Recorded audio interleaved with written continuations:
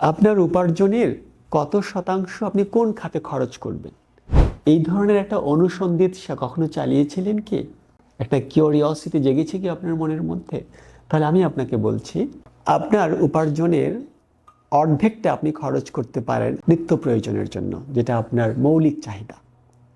30% আপনি খরচ করতে পারেন যেটা আপনার ঠিক চাওয়ার পর্যায়ে পড়ে, ওয়ান্ট আমরা যেটাকে বলি। যেমন আপনি বাইরে গেলেন, ঘুরতে গেলেন, পরিবারের সদস্যদের সঙ্গে সময় কাটালেন, ঘরে না খেয়ে একদিন আউটিং করে আসলেন, আপনি নতুন একটা পোশাক কিনলেন, আপনি নতুন একটা বই কিনলেন যেটা হয়তো আপনার দরকার এই মুহূর্তে ছিল না, কাউকে একটা উপহার দিলেন, ঘরে একটা শোপিস কিনলেন, এমন কিছু।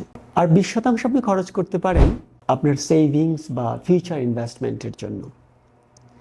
এখন প্রশ্ন হলো, সবচেয়ে বড় ইনভেস্টমেন্ট কোনটা আমাদের জীবনে? যে ইনভেস্টমেন্ট আমার পার্সোনাল গ্রোথকে সাহায্য করে, আমার নিজের ডেভেলপমেন্টকে সাহায্য করে। এটা আমরা অনেক সময় ভুলে যাই যখন আমরা প্রাতিষ্ঠানিক শিক্ষাটা শেষ করি। ইউনিভার্সিটি শেষ করার পরে, চাকরিতে জয়েন করার পরে আমরা ভুলেই যাই যে এখনও কিন্তু আমার পড়াশোনা করা দরকার আছে, এখনও কিন্তু আমার লার্নিংয়ের পেছনে ইনভেস্ট করা দরকার আছে।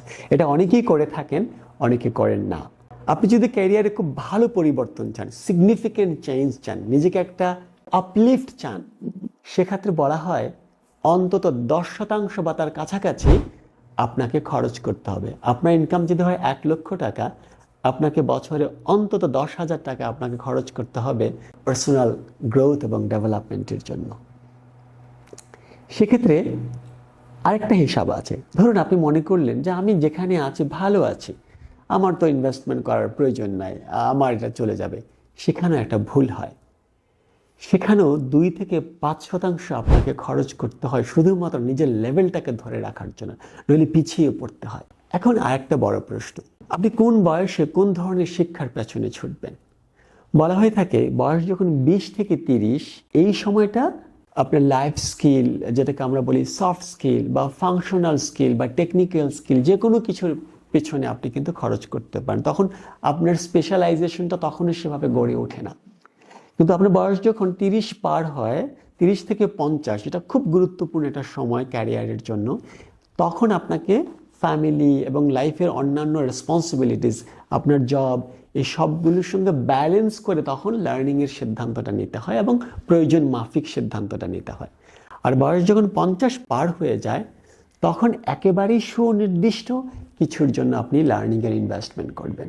আপনার খুব পার্সোনাল নিড আছে বা জীবনের কোনো অতৃপ্ত ইচ্ছা ছিল, সেটার জন্য আপনি ইনভেস্ট করতে পারেন।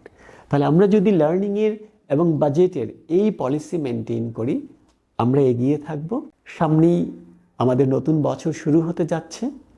আপনি আপনার উপার্জন, আপনার বয়স এবং আপনার ক্যারিয়ার প্ল্যান, এই তিনটিকে মাথায় রেখে নতুন বছরের জন্য এখন একটি পরিকল্পনা করে ফেলুন।